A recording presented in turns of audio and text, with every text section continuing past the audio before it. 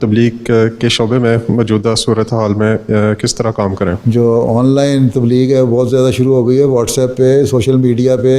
یہاں دیکھیں لوگوں کے پاس کیا کیا سوال ہیں، کیا کیا ایشوز اٹھتے ہیں. مختلف سائٹس ہیں، ان میں جا کے ان کو بتائیں کہ ان حالات میں ہمیں اللہ تعالیٰ کی طرف زیادہ جھکنا چاہیے، اللہ تعالیٰ کی طرف آنا چاہیے، اس کو پہچاننا چاہیے، نہ یہ کہ ایتھسٹ بن جائیں اور خدا تعالیٰ کو چھوڑ دیں اور یا یہ سمجھیں خدا تعالیٰ دعائیں قبول نہیں کرتا یا خدا تعالیٰ نہیں ہے یا دنیا ہی سب کچھ ہے. اگر دنیا کو بچانا ہے تو یہ کرو، کیونکہ اس کے بعد پھر کرائسس جو آئے گا، اس بیماری کے بعد جو اکانومی جب شٹر ہوتی جائے گی دنیا کی، تو اگلا کرائسس پھر یہ آئے گا کہ پھر دنیا ایک دوسرے کے مال پہ قبضہ کرنے کی کوشش کریں گے. جب مال پہ قبضہ کرنے کی کوشش کریں گے تو جنگیں شروع ہو جائیں گی، جس کے لیے بلاک بنتے ہیں اور بلاک بننے شروع ہو چکے ہیں یہ. تو اس کو بچنے کے لیے یہی طریقہ ہے کہ خدا کی طرف آؤ اور اپنی ذمہ داریوں کو سمجھو.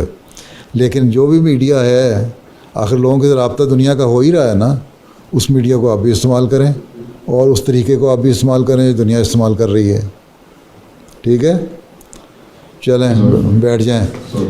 اور میرا خیال ہے جو باتیں ہو گئی ہیں انہی پہ اگر آپ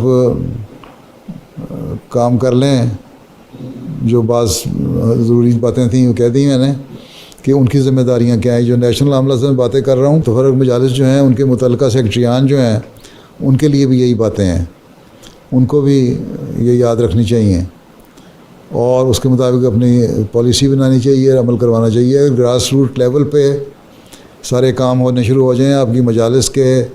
سیکریٹریان جو ہیں، متعلقہ سیکریٹریان ہر شعبے کے، وہ اپنا اپنا کام کریں، ذمہ داری کو سمجھیں، تو نیشنل عاملہ کا بھی کام آسان ہو جاتا ہے اور اس مقصد کو بھی آپ پورا کرنے والے بن جاتے ہیں جس کے لیے آپ کو عہدیدار بنایا گیا ہے. اور اس طرح آپ خلیفہ وقت کے مددگار بھی بن جاتے ہیں اور جماعت کی خدمت کا جو کام ہے اس کو بھی صحیح طرح سر انجام دیتے ہیں اور اللہ تعالیٰ کی نگاہ میں بھی آپ کی خدمت جو ہے مقبول ہوتی ہے. لیکن اگر صرف عہدہ رکھنا ہے اور عہدہ رکھ کے پھر کام نہیں کرنا اور اپنے غلط نمونے قائم کرنے ہیں، دعاؤں کی طرف توجہ نہیں دینی، آپس میں تعاون نہیں کرنا، شعبوں میں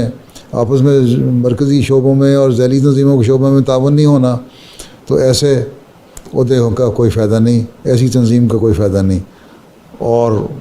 یہ آپ لوگ مجھے تو دھوکہ دے سکتے ہیں، نظام جماعت کو دھوکہ دے سکتے ہیں، لیکن خدا تعالیٰ کو دھوکہ نہیں دیا سکتا.